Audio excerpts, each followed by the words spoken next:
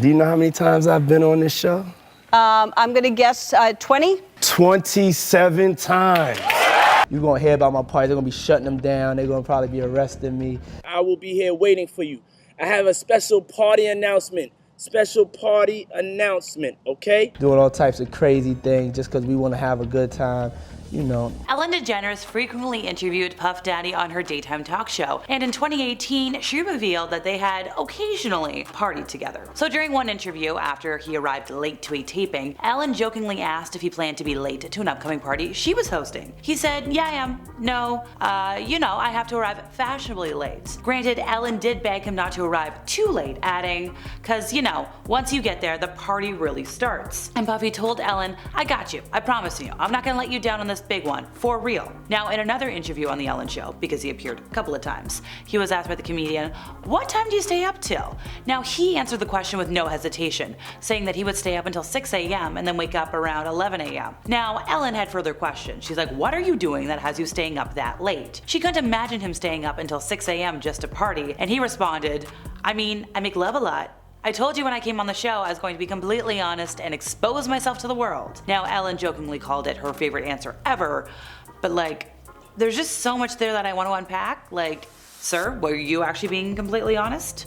And I have questions. So over the years, Puffy went by many a moniker, but Ellen's bizarre nickname for him left a lot of folks questioning her relationship, for lack of a better word, with the rapper. What was their friendship? So the controversial comedian once referred to him with a strange moniker on his birthday, and I think this was back in 2016. It was like a little Twitter post. It was really cute. So in the shout out, she referred to him by all the conventional names people know him by, before adding her own special nickname. She said, and I quote, "Happy birthday, P. Diddy, Puff Daddy, Sean, or as I call him, Cuddle McSnuggle Stuff." Now, I have questions. And her next remark was, "You don't need to know why." And it made it all the more unsettling. Sure, at the time it seemed like an inside joke between the two, but with the context that we know now, I have a lot of opinions. So a lot of folks on social media have expressed their concern over this crazy dynamic duo in the light of the recent arrests and everything else and the things I can't talk about. One individual alleged that the comedian was one of the many A-listers who attended these freak-offs, saying Ellen DeGeneres knows all too well about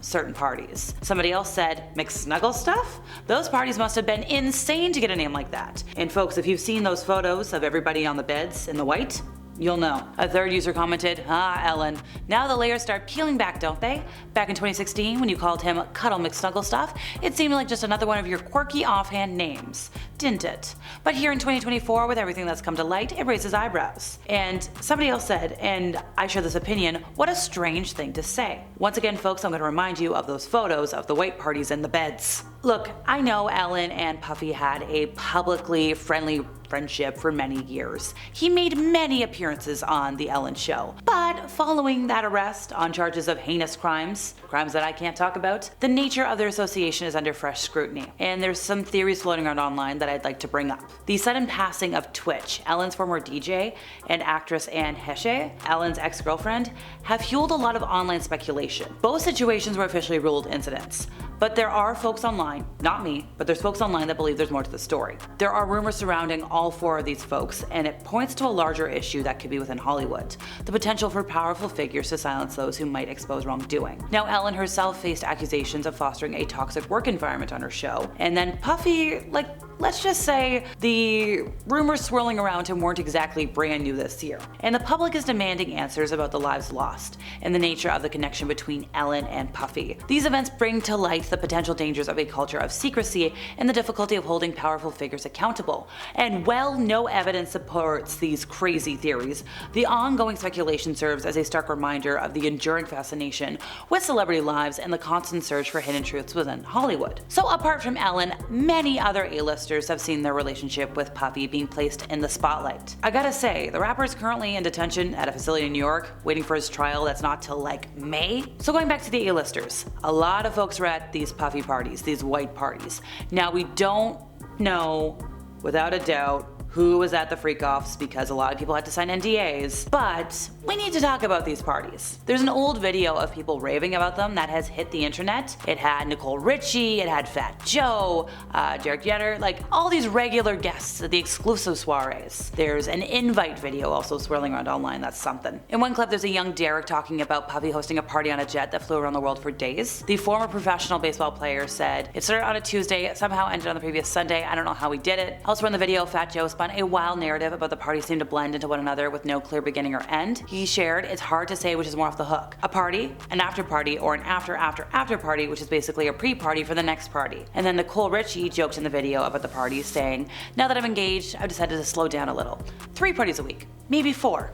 Like, girl." There was a resurfaced video of Khloe Kardashian on Keeping Up with the Kardashians saying that she did attend one of the parties. She also had Puffy on her Cocktails with Khloe show. She complimented him, she praised him, she's posted how many Insta photos with him. There's another resurfaced video featuring Ashton Kutcher admitting to have attended these soirees. He called them weird. Now, this friendship is a weird one and an old one. These guys were so close in the mid-2000s that they were saying they were the new Rat Pack. It was them and Jamie Foxx. In a 2019 Hot Ones interview, Ashton said, "Yeah, I've got a lot I can't tell," when asked about the friendship. Now, he could be forced to speak up soon, because apparently he's expecting a subpoena about all the wrongdoing. And yes, Puffy has argued his innocence by pleading not guilty, but rumors have it that Ashton is worried about potential betrayal. Once again, folks, these two guys have been constantly praising each other over the last 20 years. There's a lot of photos of them partying together.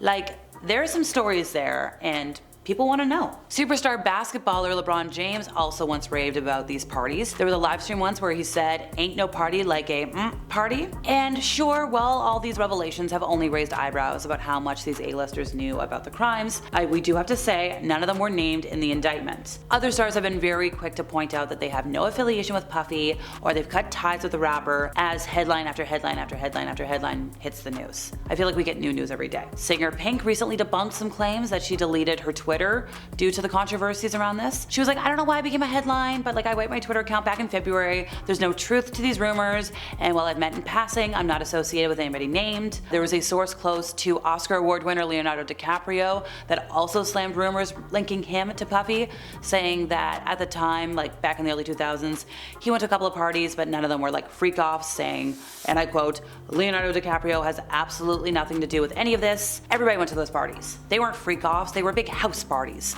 Leo was at the start of his career. The parties were a way to make connections." Okay, Paris Hilton is another powerful person who seemed to give Puffy her stamp of approval by attending his lavish parties over the years. She's been captured at many soirees with him. There's one photo where they're super friendly. They're in their white outfits, so obviously it was a white party. You could see Paris wearing her like really cute name necklace. And as a survivor of wrongful harm and an advocate for people, it's weird that she's been very silent about the accusations against Puffy, even though she's posted in the past about having an epic time hanging out at his house. And that's all, folks. See you next time.